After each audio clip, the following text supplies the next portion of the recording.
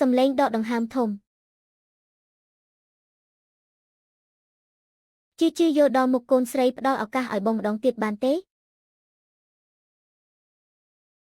កុំយកកូនស្រីមកធ្វើជាលេសខ្ញុំប្រាប់លោកធ្វើបែបនេះមានតែធ្វើឲ្យខ្ញុំកាន់តែមើលងាយលោកប៉ុណ្ណោះ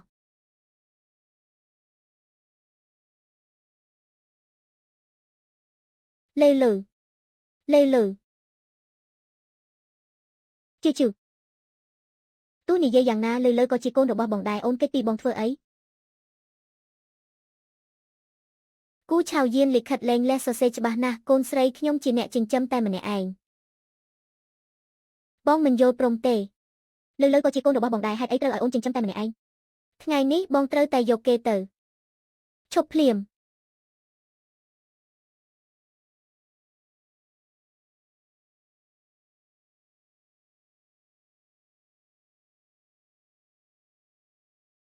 មើលថានរណាហ៊ានដណ្ដើមចៅទួតសំណុកចិត្តរបស់ខ្ញុំ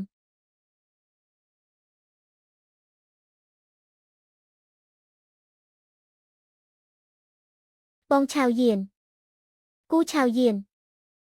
សិនជាជឿគឺនាងធ្វើបាបលីអ៊ើមុនឥឡូវនេះនៅចង់ដណ្ដើមលើចេញពីលីអ៊ើទៀតនាងឈួតហើយមែនទេខ្ញុំគ្រាន់តែមិនចង់ឲ្យក្មេងបាត់បង់ភាពកក់ក្ដៅពីឪពុកតាំងពីតូចលីអ៊ើទើបតែចេញពីពេទ្យលើទើបតែពេញខែនៅពេលដែលត្រូវការនាងកំដរបំផុតតើនាងកំពុងធ្វើអ្វីនៅកំដរសិនជាម្នាក់នេះស្រីដែលដូចជាពន្លឺព្រះច័ន្ទម្នាក់នេះពួកឯងដើរលេងជុំវិញពិភពលោក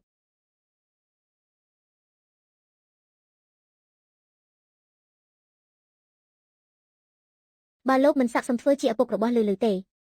អញ្ចឹងត្រកូលជាងចាំបាច់ត្រូវរកឪពុកល្អម្នាក់ឲ្យលើហើយ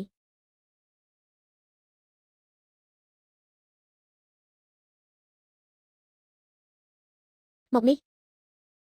យកពីរអ្នកនេះបោះចេញទៅក្រៅឲ្យខ្ញុំបងឆៅយានពួកយើងទៅវិញទៅល្អជាង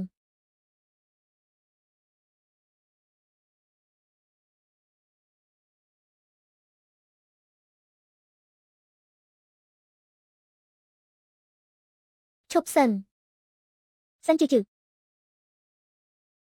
កាន់នេះរវាងពួកយើងទាំងពីរនៅមិនទាន់ទូទាត់ចប់ទេនាងប្រញាប់ទៅណាកាន់នេះអីទៅ